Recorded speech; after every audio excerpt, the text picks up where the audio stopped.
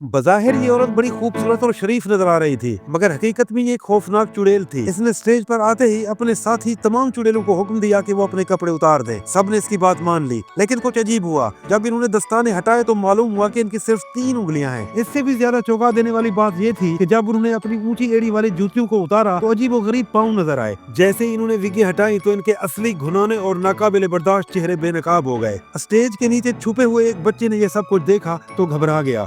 चुड़ैलों के लीडर ने सबको एक मजमूम मकसद के लिए जमा किया था, और वो ये कि तमाम शरारती बच्चों से जान छुड़ाई जाए। हजूम में से एक ने इतराज करने की जिसहरत की तो इसकी बात खत्म न हो पाई, इसे उड़ा दिया गया। चुड़ैलों की लीडर ने माहौल की बेचैनी को महसूस करते हुए मूड ठीक करने की कोशिश की। इसने पुर इसरार नेल पॉलिश की एक बोतल उठा रखी थी। चुड़ैलों ने मुतजस्सिस होकर पूछा कि ये क्या है। बोली ये एक जादुई पॉलिश है जो 49 दिनों से पक रही है। अगर कैंडी में इसका एक कतरा डाला जाए तो ये बच्चों को चूह में बदल देगी। अचानक लीडर चुड़ैल रुकी, अपनी अजीब नाक से हवा को सूंघा। इसे कुछ गैर मामूली सा लगा। गुस्से में तेजी से आगे बढ़ी और स्टेज के नीचे एक खुफिया दरवाजा खोला।